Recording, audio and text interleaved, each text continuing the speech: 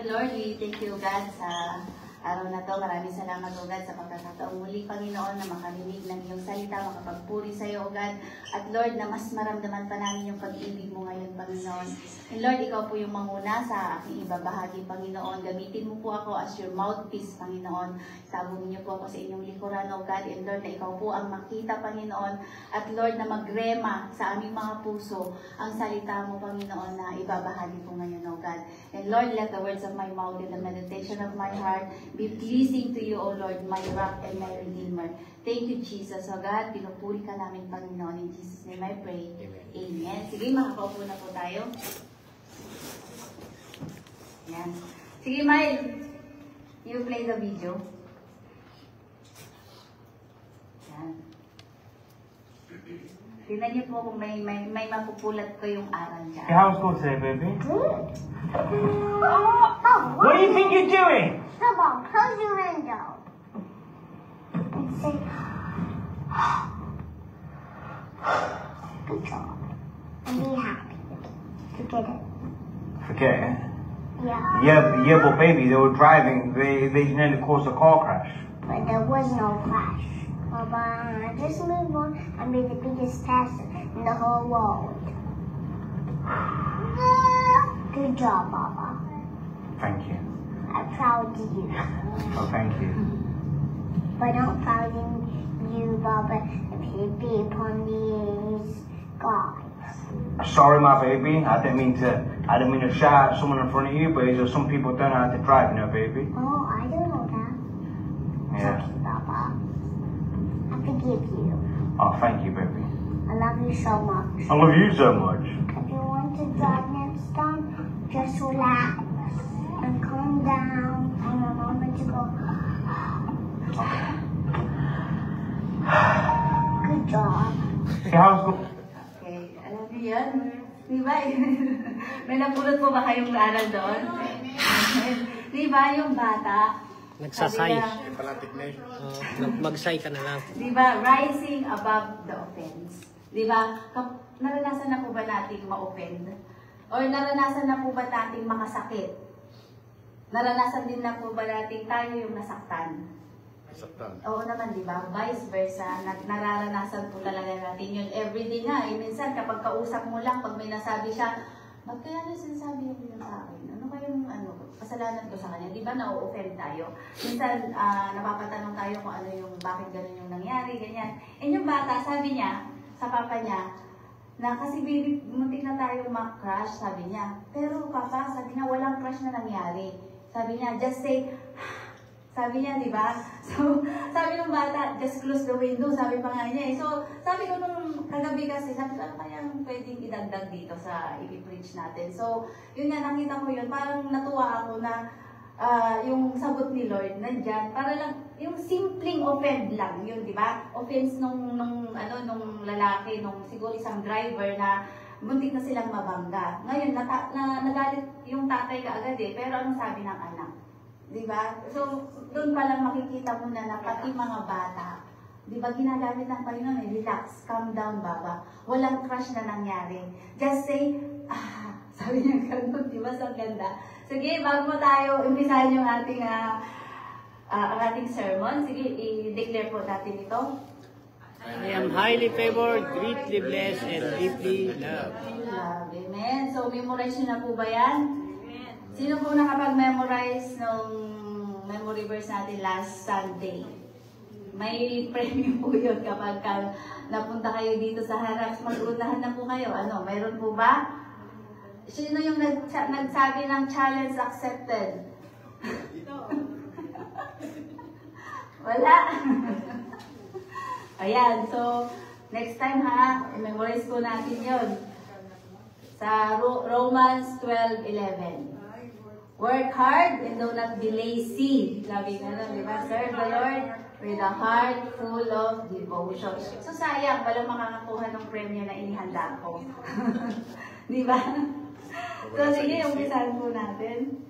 Yan. So, ang title po natin, Rising Above the Offense. Kasi minsan po, marami po sa atin yung sensitive. Marami din po sa atin yung napapatanong kapag nasasaktan, anong nagawa ko, gano'n, di ba? And minsan din po, yung mga offenses na nasa heart natin, naglulumot na, matagal na hindi natin siya mai-release, na hindi natin siya maibigay sa ating Panginoon, na hindi tayo makapagpatawad. Kasi alam niyo po, naranasan ko din po kasi yung yung binaby ko po talaga, yung offense, yung masakit na nangyari sa, kumbaga ginawa ng isang tao sa akin at kumbaga malapit po siya sa akin, pero akala ko po pag sinasabi nila magpatawad, akala ko napatawad ko na siya. But every time na naaalala ko yung nangyari, hindi pa rin pala ako nakakapagpatawad kasi nandun pa rin yung sakit. Andun pa rin yung hindi mo siya kayang kausapin or yung bang pinapakisamahan mo lang pero hindi mo talaga siya, kumbaga, yung bang hindi mo talaga nakakalimutan kung ano yung ginawa niya. Diba? So, mahirap po kapag tayo po ay talagang nandun sa ano ba yun, yung hindi ka makapagpatawad, hindi ka makapag-release, ang gusto mo mag-revenge, hindi po talaga tayo magkakaroon ng kapayapaan.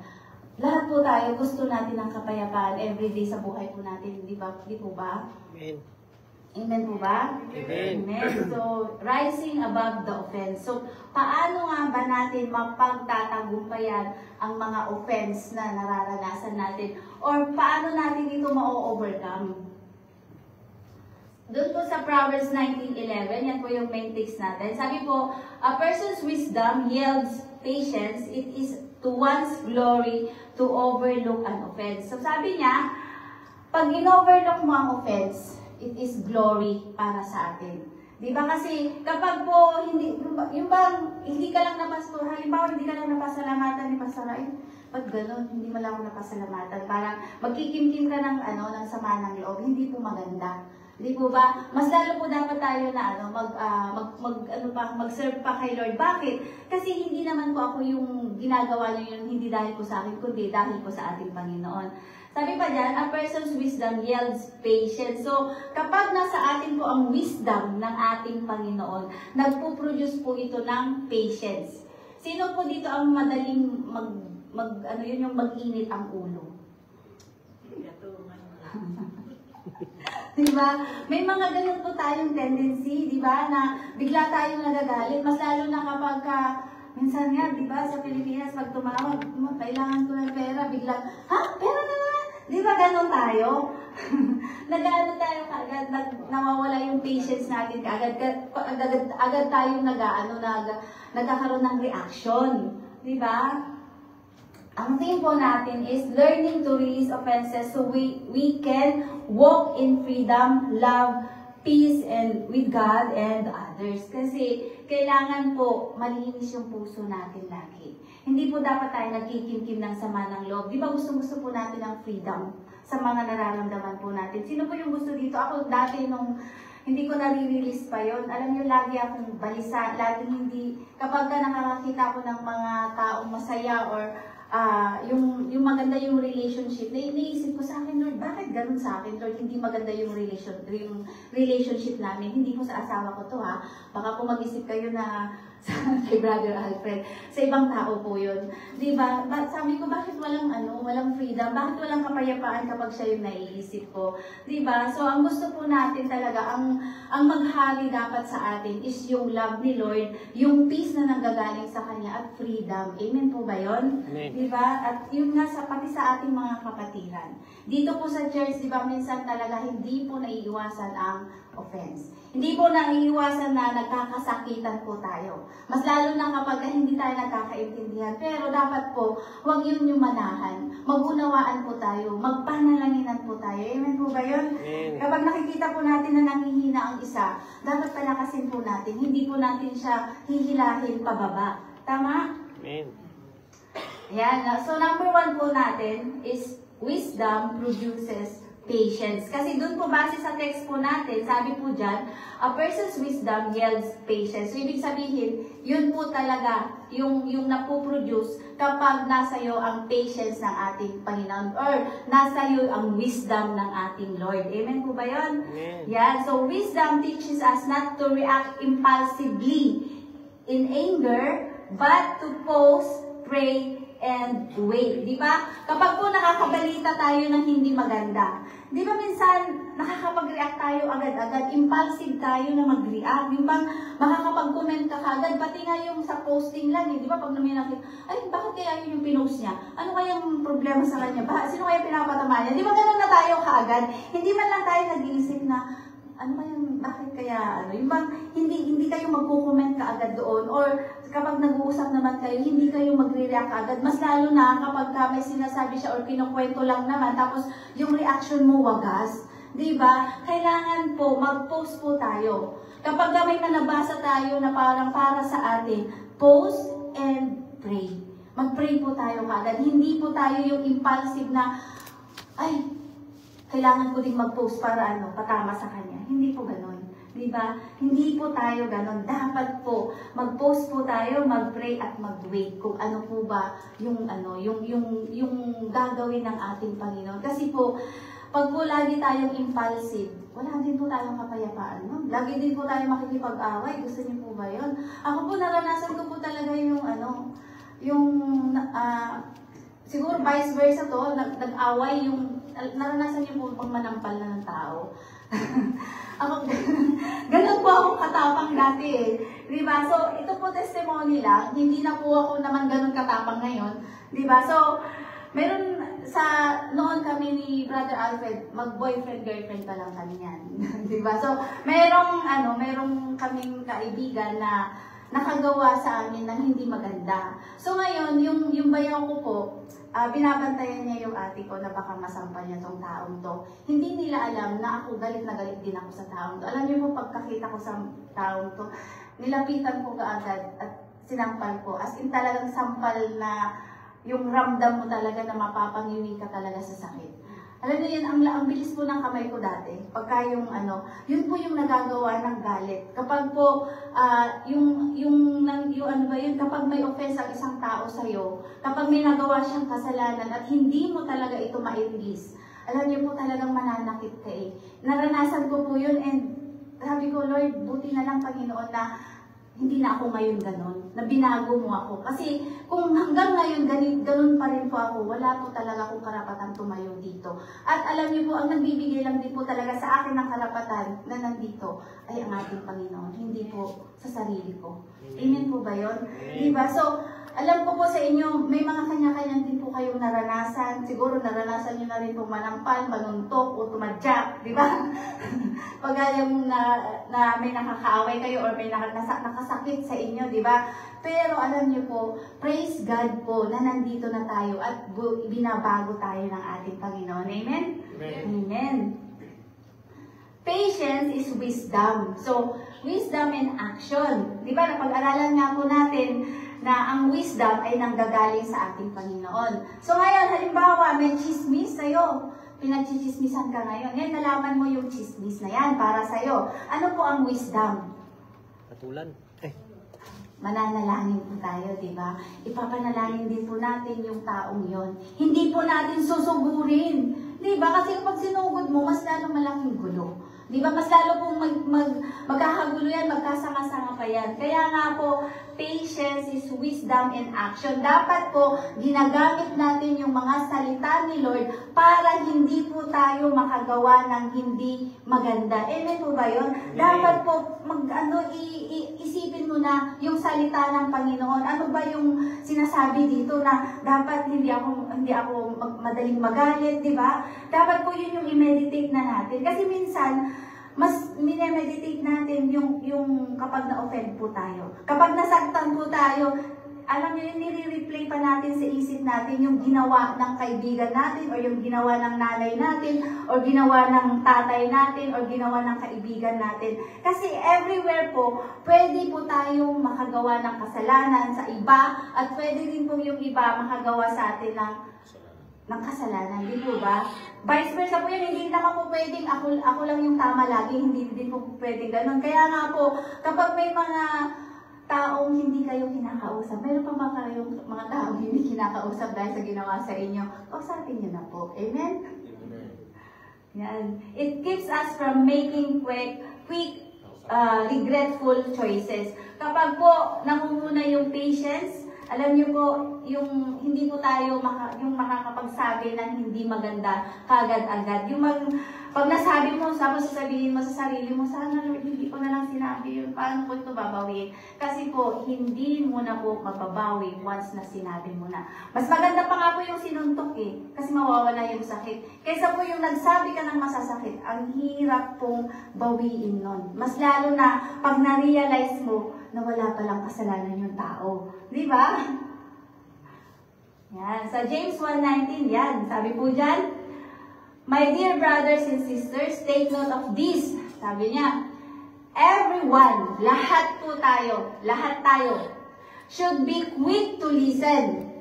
Pag may nagsasabi sa'yo ng problema ng nakapatiran or kung sino man, dapat po quick to listen lang. Hindi po quick to comment. Hindi po tayo yung magko-comment kaagad. Dapat po maging good listener po tayo. Mas lalo kung ino-open lang naman sa'yo.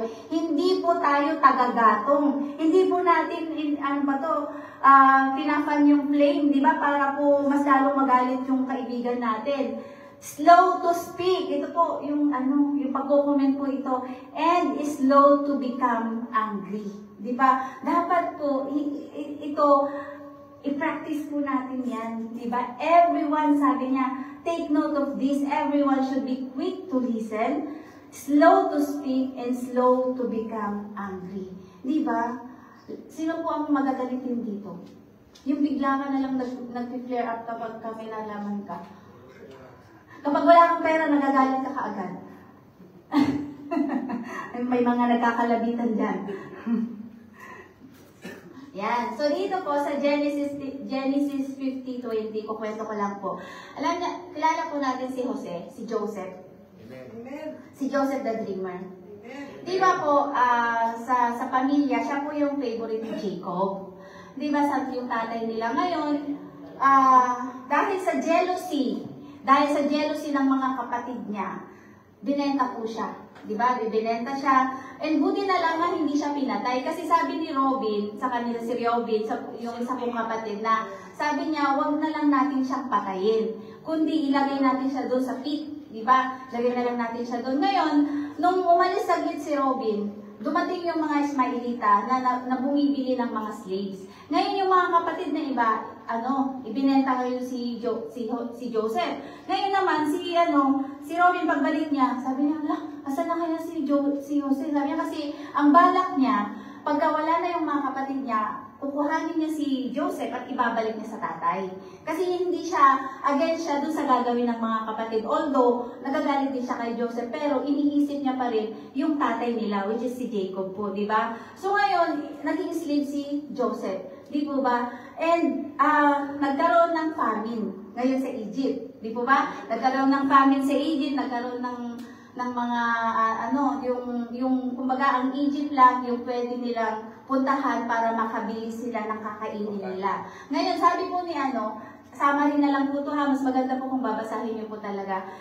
Sabi po ni Jacob sa kanyang mga anak, punta kayo sa Egypt, bumili kayo ng makakain natin kasi wala na tayong makain, sabi niya ganon. So ngayon, si Joseph po, naging maganda na po yung buhay niya doon, although marami po siyang pinagdaanan. Nandun po yung yung si Potiphar na una, yung asawa niya, nagustuhan si Joseph, at si Joseph naman po, syempre ayaw niya. Di ba? Kahit na magandang babae yan, tatakbuhan niya. Kaya nga sabi, kapag babae ang lumapit sa'yo, mas lalo na kung nagpapahiwatig na mayroon siyang gusto sa'yo. Anong dapat natin gawin mga kalalakihan? Tatakbo. Tatakbo palapit ba? O tatakbo palayo? Tatakbo. One half? Di ba? Alam niyo po, ang ginawa po ni Joseph, tumakbo siya, palayo. Kasi kapag temptation yan, pagdating sa babae, dapat talaga takbuhan mo. Kasi pag hindi mo tinakbuhan, pag babae yan, mas lahat sa mga kalalakihan, talagang papatulan mo. Di ba ganun nangyari kay David, kay Bathsheba? Di ba? Hindi niya natakbuhan si Bathsheba, kaya siya nagkaroon ng affair kay Bathsheba at pinapatay pa si Uriah na asawa ni Bathsheba. Di po ba? So ngayon po, si Joseph, tinakbuhan niya. Pero ang masama nito, nakablot yung damit ni Joseph. Di po ba? Na-upload. Ngayon, sinabi niya kay Potiphar, yung servant mo na si Joseph, sabi niya, gusto niya ano sa akin, makipaghiga, yung magkatabi, ganyan, magkarelasyon sila. Pero sinungaling po yung asawa ni ano. Ngayon, nakulong po siya doon ng 2 years din. Tapos hanggang sa nailabas din po siya para lang ma-interpret kung ano yung dream naman po ni Pharaoh. Di po ba? So ngayon po, nung naging successful na po doon si Joseph, ngayon pumunta yung kanyang mga kapatid doon. Pero syempre, pag isipin po natin ang mga Egyptian, kapag anuhin po natin yung ano nila, yung itsura nila. Di ba meron silang mga make-up, ganyan, tapos may ganyan yung mga dito nila, yung damit nila maganda. Ngayon, nung pumunta po sila, pagkakita pa lang po ni Joseph, alam na niya na mga kapatid niya yon. Pero yung mga kapatid niya, hindi na siya makilala. At ang akala kasi nila, patay na siya. Di po ba? So, sobra po yung pagluluksa ng kanilang tatay. Ngayon, nung nakita niya sila, alam niyo po natuwa siya na nakita niya sila. Pero alam niyo ba, nung tinest pa rin niya sila kung totoo na ba yung puso nila. Kasi nga alam niya yung ginawa sa kanya eh. Alam niyo po, si Joseph po, he has all the rights para mag-revenge. He has all the rights para hindi sila bentahan ng pagkain. He has all the rights para patayin na lang sila eh. Dahil sa ginawa sa kanya. Pero alam niyo po ang nanaig, yung pagmamahal pa rin po niya sa mga kapatid niya at mas lalo na sa ating Diyos. Di po ba? Amen po ba yan? Kanina po doon sa taas, yan yung turo. Kaya nga po natuwa ako kanina na, sabi ko parehas yung yung sa scripture ko ngayon, di po ba? So, nung sabi pa ng mga kapatid, nung nagpakilala na po si Joseph, nung nakilala nila po si Joseph, na siya pala yung kapatid, alam niyo po sabihin natin sa kanya na sabi pang gano'n na dapat hindi nila tayo patayin kasi yung tatay natin ganyan, sabi pang gano'n. Pero hindi po yung totoo. Para lang po sana makaiwas sila dun sa gagawin sa kanila ni Joseph. Pero hindi po. Ang heart po ni Joseph ay kakaiba. Diba? Alam niya po kasi kung ano yung naging plano ng ating Panginoon. At basahin po natin dyan. Sabi po, you intended to harm me. Sabi niya, but God intended it for good to accomplish what is now being done, the saving of many lives. Diba? Alam po natin yung Romans 8:28. Diba? All things work together for good for those who love God. Diba? And those who are called according to His purpose, di ba? So alam po ninyo, nakita po ni Joseph sabi niya, ang plano nyo ay saktan ako. Ang plano nyo ay patayin ako. You intended to harm me, sabi niya but God, sabi niya, mayroong plano si Lord na mas maganda pala kung bakit niya pinahintulutan na mangyari yung ginawa nyo sa akin. Di po ba? Ito po yung sinasabing permissive will nung nag-usap po kami nila Kuya Sani. Di ba? Na alam niyo po yun, hindi dapat kumbaga kung tutuusin, dapat hindi pinahintulutan yun ni Lord di ba? Pero pinahintulutan po niya na maibenta si Joseph na maging slave kasi po mayroon siyang mas magandang plano. Kasi po kung hindi napunta si Joseph sa Egypt, wala pong magliligtas sa kanila sa famine. Mamamatay po silang dilat ang mata kung wala po si Joseph. Amen po ba yun? So, alam niyo po, nakita niyo po ba na nag-rise siya above the offense ng mga kapatid? Di ba? Hindi niya inisip na yung ginawa nila. Sabi pa nga niya, yung kasunod na verse dyan, nakipag-usap siya sa kanila kindly. At sabi pa niya na huwag kayong mag-alala, ipoprovide ko ang lahat ng pangangailangan ninyo. Amen po ba yun? So dapat po pala, hindi natin tinitignan kung ano yung offense, kundi dapat po i-release natin ito at mas makita natin kung ano yung plano ng ating Panginoon. Kagaya po sa amin, nung tinanggal po kami sa church, akala ko, yun na yung end. Sabi ko, paano na kami ngayon? Saan na nagsisimba? Ganun po yung tanong ko. Pero, kaya pala inalaw ni Lord John na mangyari sa amin kasi may mas maganda siyang plano. And yun nga po, na nandito po tayo ngayon, magkakasama na. Di po ba? Amen po ba yun? At lahat po tayo ay ginagamit ng ating Panginoon. Di ba? So sa akin po, yung bang sabi, pag tinatanong ako, napatawad mo na ba siya, ganyan. Siyempre, ako, andun pa rin na minsan, sabi ko, naiisip ko parang hindi maganda yung nangyari. But then, yun po yung hiling ko sa Panginoon talaga na maging maayos po lahat na. Amen po ba yun? Nais po ba natin na magkaroon talaga ng kaayusan between sa mga taong naka-offend sa atin at sa mga na-offend nating tao? Amen po ba yun? Amen. Mas gugustuhin po nating mabuhay ng may kapayapaan kaysa po yung nagkakasakitan tayo. Tama? Amen. Amen. Yan. So next, Joseph could have taken revenge, di ba? He has all the rights talaga para mag-revenge sa kanila. But instead, he saw God's bigger plan and forgave his brothers. So doon pa lang, kumbaga tayo, hindi tayo nakaranas noon na ibenta tayo, di ba, sa na maging slaves. Pero si Joseph po, grabe yung naranasan niya. Pero ang ganda po pala ng plano ng Panginoon sa kanya. Di po ba? At nakita po yun nila ni Potiphar, nakita din po yun ni Pharaoh eh. Kasi sabi nga, Joseph is a successful man. Bakit? Kasi nasa kanya palagi ang Panginoon. Kasama niya lagi. And tayo po, we have the Holy Spirit in us. We have Jesus. Kaya po, we are successful. Kaya po, ipamuhay natin yung salita ng ating Panginoon. Amen? Amen. Amen. Yan. So, lesson. When offended, patience says, declare na po natin yan. I will not react in anger. I will wait on God. Amen?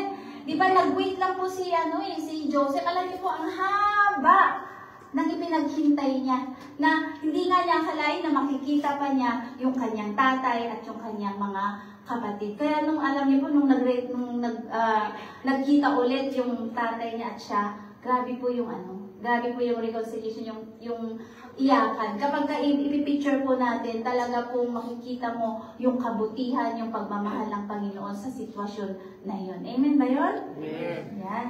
Number 2. Overlooking an offense brings honor. Tama po ba? Amen. Nagkakaroon po tayo, yung mag-ino-honor po ng Panginoon kapag po na-overcome natin yung mga, kumbaga na-overlook natin yung mga offense.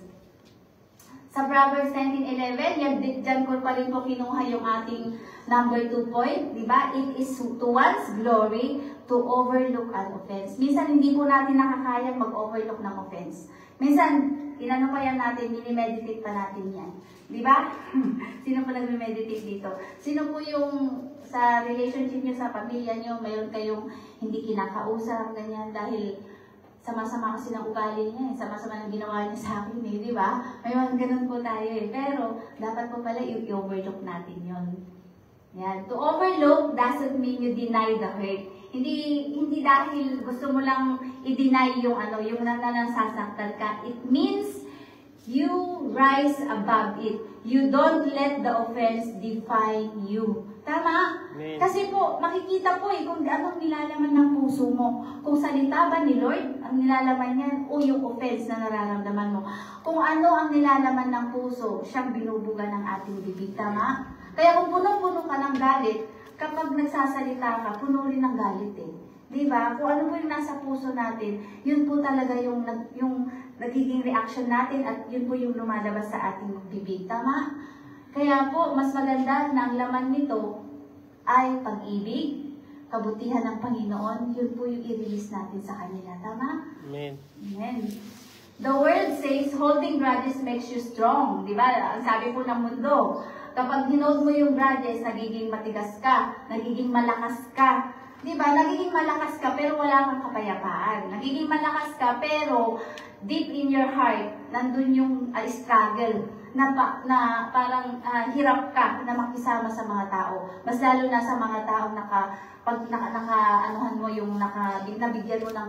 nabigyan ka ng nasaktan ka, yung kasalanan, di po ba? But God says, true honor comes from forgiveness. Ito po ang hirap po talaga magpatawad. Di ba sinasabi natin, dati ako nung una sabi ko, hindi ako Diyos para makapagpatawad agad. Ganun yung ko dati, yung katwiran ko. Hindi ako Diyos para naman. Kasi nga po, hindi ko pa talaga naiintindihan kung gaano ako kamahal ni Lord, kung paano niya ako pinatawad.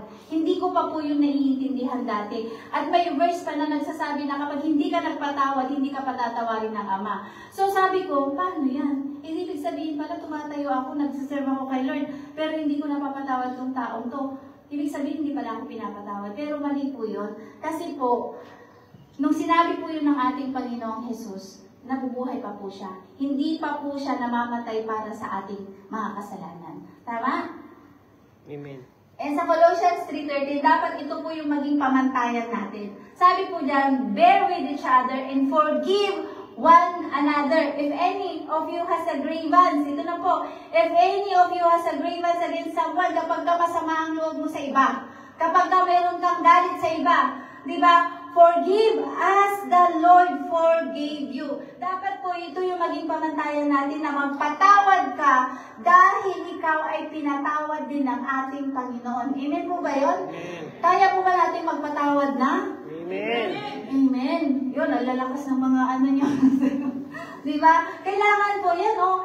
Forgive as the Lord forgave you. Alam niyo po, yun dati po, sabi ko, nung na-realize ko, sabi ko, bakit nga pa ako galit na galit sa taong to? Samantala itong taong to, mahal din ng Panginoon. Samantala itong taong to, namatay din ang Panginoong Jesus para sa Kanya. Sino ako para hindi makapagpatawad? Doon ko po nakita yung pagmamahal ng Panginoon na kahit sino pa tayo, kayang-kaya niya po tayong patawarin. Kaya naman po, dahil pinatawad ka na ni Lord, magpatawad ka na rin po. Amen? Amen. Amen.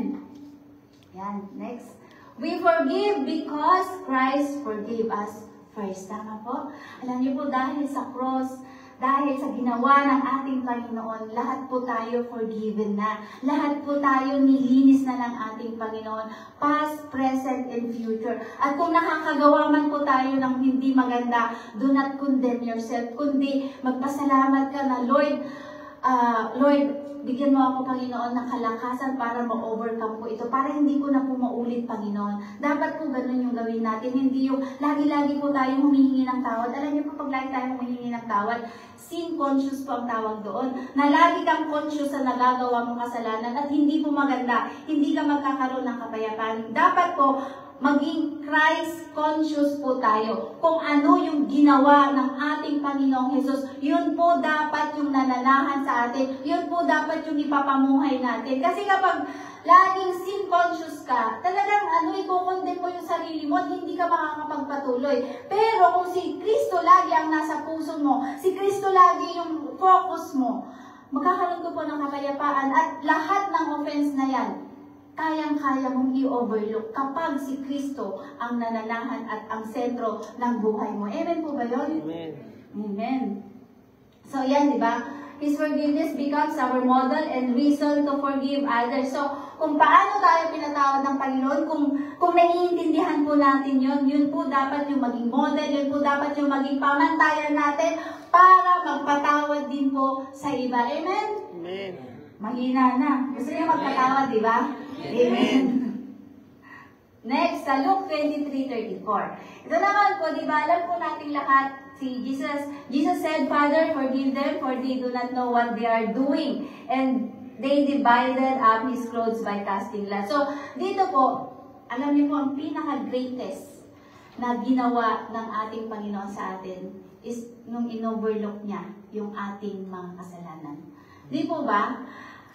Nung nandun po siya sa cross, di ba? Hindi naman po dahil sa kanya hindi niya po kasalanan yung parusa na napunta sa kanya, kundi dahil po sa mga kasalanan natin, kaya po siya naipako sa cross, di po ba? At dahil po sa ginawa ni Kristo sa atin, nagkaroon po tayo ng eternal life at naibalik po tayo na magkaroon ng relationship sa ating Diyos Ama. Amen?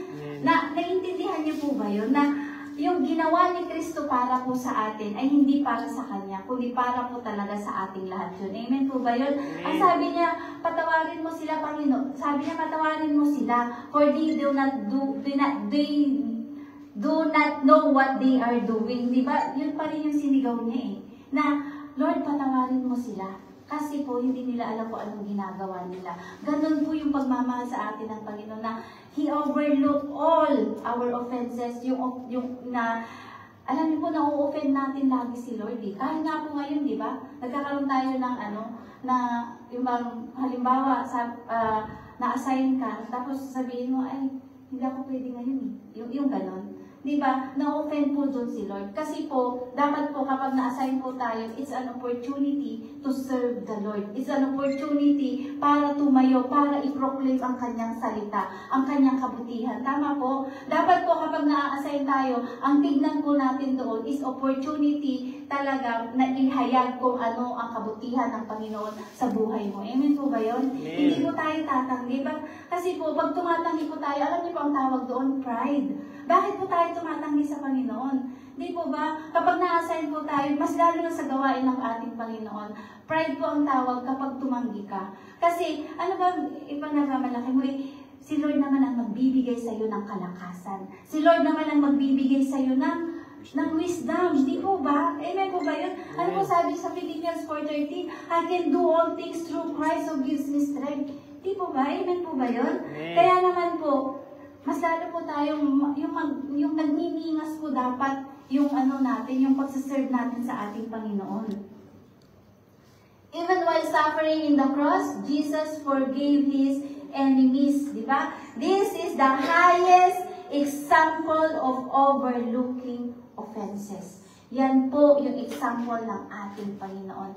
Alam niyo po, napakaganda kapag po na-meditate natin ang salita ng Panginoon. Tuturuan po talaga tayo nito para magkaroon ng Christ-like attitude. Gusto po ba natin yun? Amen. Hindi ba sabi po na kapag anak tayo ng Diyos, dapat magkaroon po tayo ng Christ-like attitude. Amen po ba yun? Amen. Amen. Yan. Sa Acts 7:59-60, isa pa pong example sa Bible.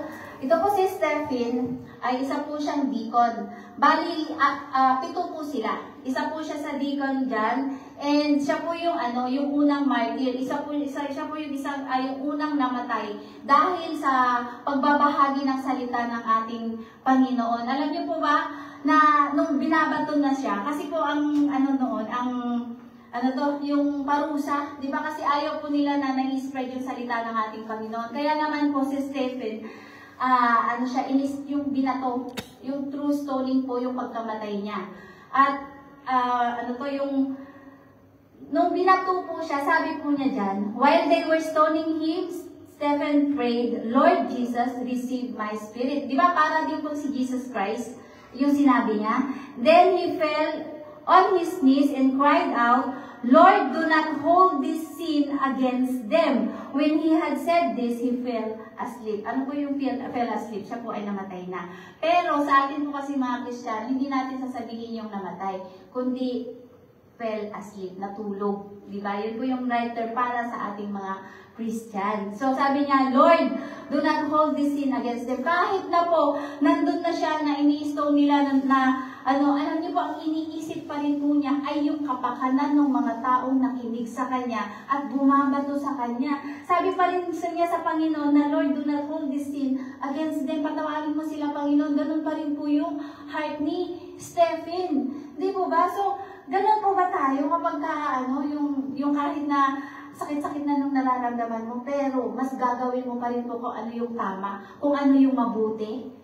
Diba? Mas maganda po na gawin natin kung ano yung nais ng Panginoon. Hindi po yung nais natin. Kapag kasi po yung kagustuhan natin yung masusunod, hindi po talaga tayo makakapagpatuloy. Lagi po natin titignan kung ano yung mga pagkukulang ng iba sa atin. Lagi po natin titignan kung ano yung kasalanang nagagawa ng iba sa atin, even po sa ating mga families. Di po ba? Kaya natutuwa din po ako nung last Bible study kasi mayroong mga nakarealize na ay, hindi pala dapat mag-revenge. Kailangan pala dapat maayos ito. Diba? Kasi sabi nga ng Panginoon, come to me all you are weary and burdened and I will give you rest. Sabi niya, di po ba sa Matthew? So dapat po yun yung makita natin, na lumapit tayo sa Panginoon, hindi po tayo magre-revenge. Let God revenge for you. Si Lord po dapat yung mag-revenge para sa'yo. Hindi po tayo magre-retaliate. Kung ano man po yung mga naranasan natin, kung ano man po yung kung nasaktan man po tayo, hayaan po natin ang Panginoon ang kumilos para sa atin. Kasi sabi po, di ba, if God is for us, who can be against us? Di po ba? The Lord will fight for us, di ba? You need only to be still. Di ba? So yun po yung mga i-meditate natin na salita ng Panginoon para ma-overlook po natin yung mga offenses ng mga nakasakit sa atin at sa mga nasaktan din po natin. Kasi sigurado po na tayo rin po, may mga nasaktan din po tayo. Tama? Amen. Amen. Yan. So, Stephen's last words were words of forgiveness. This reflected the Spirit of Christ in him. Kasi po, nananahan ang Panginoong Jesus sa kanya. Kaya naman po, na-overlook niya kahit yung mga offenses ng mga bumabato ng mga taong nagparusa sa kanya na yung alam mo yun, yung ang sakit naman nun, di ba? Kapag iisipin mo po na binato ka ng binato hanggang sa mamatay ka, di ba parang killing me softly? Opo di ba? Hanggang sa mamatay ka. At alam niyo po ba kung sino ang nagpahintong nun para patayin siya?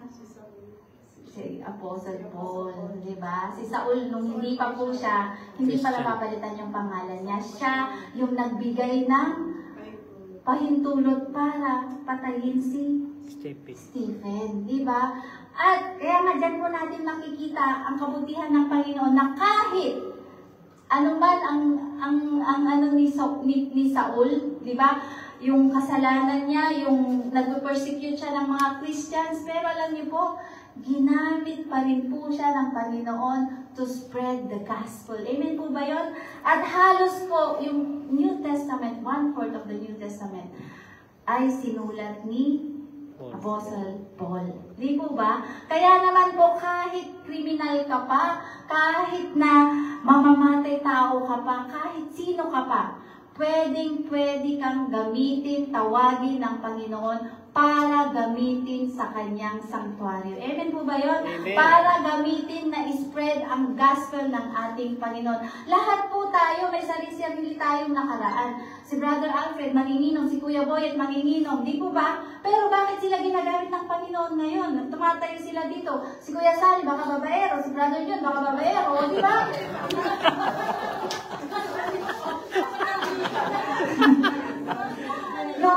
Noon ang pinag-uusapan natin. Hindi na ngayon, di ba?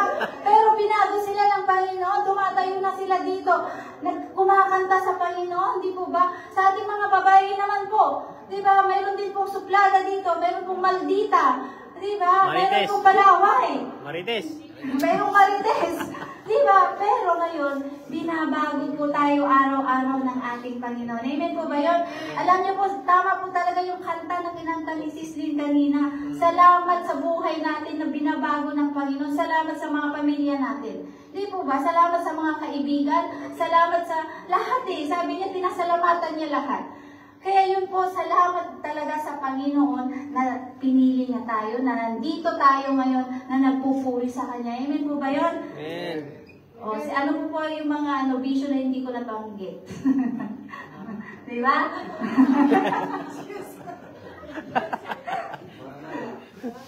Yan, so lesson po natin, forgiveness lifts you higher than offense ever could. It is not weakness, it is glory. Kaya kapag po humingi tayo ng tawad, hindi po yung dahil yung hindi mo binibigyan ng yung nasasaktan ka, kundi para magkaroon ka ng kapayapaan. Mas maganda po kasi yun kaysa yung hinuhold mo yung grudges dun sa heart mo, hindi ka po makakapagpatuloy talaga. So mas maganda po talaga na magkaroon tayo ng peace sa bawat isa po sa atin. Amen po ba yun? Magkaroon po tayo ng unity. Ngayon po dito sa church, kapag po mayroon na-offend, kapag po may hindi ako na magandang nasabi, sabihin niyo po sa akin para po makapag-sorry ako sa inyo. Di ba kasi minsan po may mga time na nakakapagsabi tayo ng hindi maganda, tapos na-offend na pala yung iba. Hindi natin alam, tapos hindi mo alam, nagtatampo na siya or nag-leave na siya sa group chat or hindi na siya nagsimba.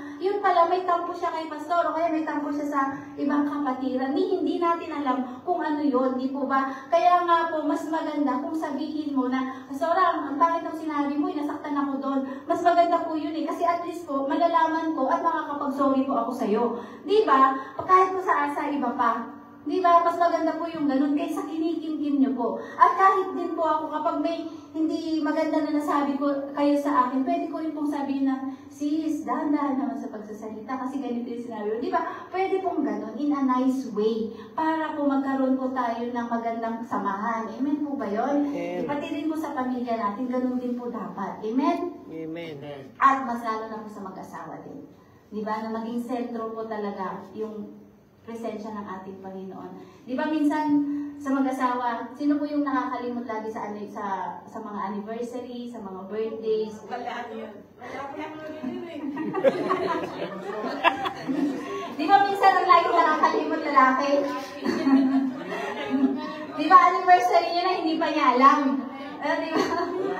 Tapos, kinikimpi mo na yun. Di ba? Nasasaktan ka. Grabe, sabi ko, ay grabe naman to, hindi mo lang may maalala na anniversary namin, di ba, gano'n. Grabe ito, hindi mo lang maalala na birthday ko, hindi mo lang ako mag-greet, wala man lang i-prepare na, alam niyo po, kapag lagi mong i-meditate yun, at kapag nalaman na ng asawa mo na, ay, oo nga pala, birthday pala niya, oy, oo nga pala, anniversary pala namin, di ba? Tapos ikaw, hindi inuulit-ulit mo yon, nire-repeat mo lagi everyday na, ikaw, hindi mo man lang ako naalala.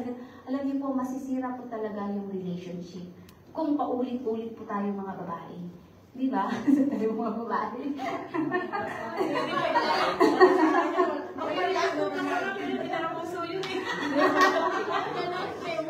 Di ba? Kasi po, aminin man po natin sa hindi, tayo po yung mas minsan yung mas masalita, di po ba? Pero mayroon din po talagang mga lalaki na masalita din. Di ba? So, Historical.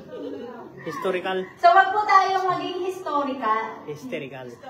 Historical, di ba? Wag po tayong maging historical. Kundi, maging ano po tayo, mas mag-concentrate po tayo doon sa magandang relationship. Kaya, kasi hindi mo rin alam kung bakit kaya na kalimutan yung anniversary namin. Kasi baka naman po busy siya. Or baka naman po may prepare siya surprise para sa'yo. Di ba? Sis, Ayet?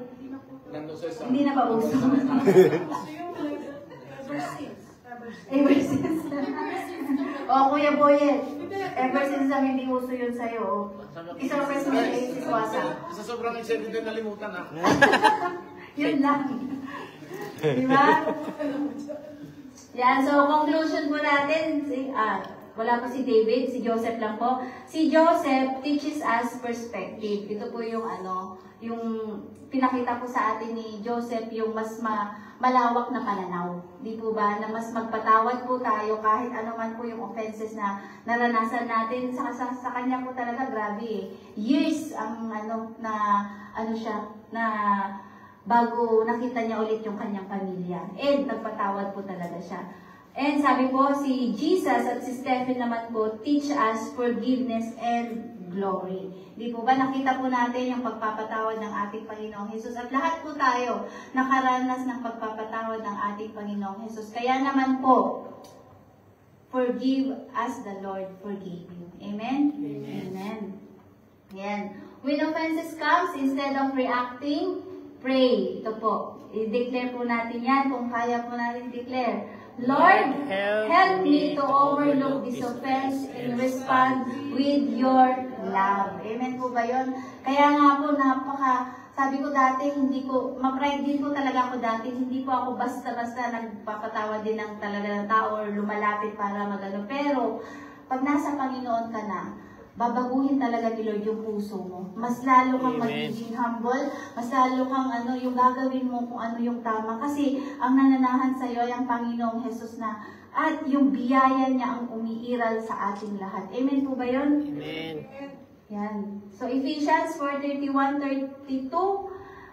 Dito po tayo sa Tagalog para mas maintindihan natin. Sige, balayan niya po natin lahat. Alisin na ninyong lahat ng ama ng loob, puot at galit. Huwag na kayong magbubulyaw, manlalait at mananakit ng damdamin ng kapwa. Sa halip, maging mabait kayo at maunawain. Magpatawad kayo sa isa't isa tulad ng sa inyo ng Diyos dahil kay Kristo. Malinaw po ba? Amen.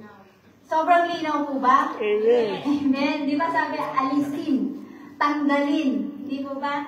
Get rid, sabi po sa English, di ba? Tanggalin nyo na po, alisin na po natin. Mas lalo na po sa loob ng pamilya. Dapat po sa loob ng pamilya, mas lalo po tayong nagkakaintindihan. Mas lalo po dapat nandun yung kapayapaan, nagre-reign yung kapayapaan ng ating Panginoon. Kasi po, kung yung pamilya mo ay maayos, pati po paglabas mo, pati po sa kapatiran, maayos din po yung pakikitungo mo. Amen po ba yun? Kaya nga po, sabi niya, alisin na ninyo lahat. Hindi sinabing isa lang. Hindi sinabing dalawa lang. Lahat, sabi niya, di ba? Lahat ng sama ng loob, put at galit, huwag na kayong mambubulyaw. Sino pong nambubulyaw dito? Minsan may tendency po din akong ganun eh. Kaya po kami hindi nagkakaintindihan minsan ni Brother Alfred. Kasi parang lagi akong galit. Kaya ako po yung ako na po yung hindi magsasalita nun kapag ganun. Kasi po, alam ko na ako yung mali. So, mayroon pa akong tendency na gano'n. Sino yung naglalait ng kapwa niya?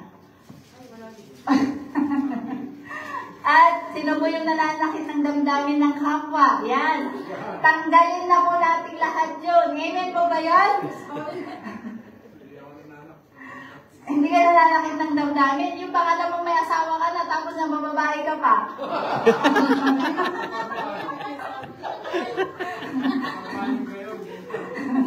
Diba? Diba? Hindi po natin dapat ibinabahagi yung pagmamahal sa ibang babae. Diba? Mas lalo po kung may asawa na po tayo. Amen po ba yun? Amen.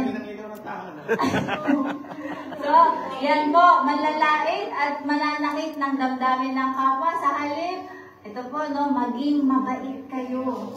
So, sino pong mabait dito? Amen. Pagtulog. Dapat po mabait tayo. Hindi lang pagtulog, mas lalo na kapag gising. At mas lalo na kapag nasa labas po tayo. Amen po ba yan? Amen. Diba? Amen. Kayo at maawain. Diba? Dapat po maawain tayo. Mapagpatawad kayo sa isa't isa tulad ng, yan po, klaro po yan, pagpapatawad sa inyo ng Diyos dahil kay Kristo. Amen po ba yun? So ngayon po, kung ano man po yung nararamdaman ninyo ngayon, kung mayroon po kayong kagalit, kung mayroon po kayong hindi kinakausap, ibigay na po natin sa Panginoon. Release everything to the Lord. And let the Lord reign in your heart po. Kasi po si Lord, lagi po ang gusto niya sa atin ay magkaroon ng kapayapaan na nanggagaling lamang po sa Kanya. Kaya po, release na po natin. Sige po, punta po dito yung ating mga worship.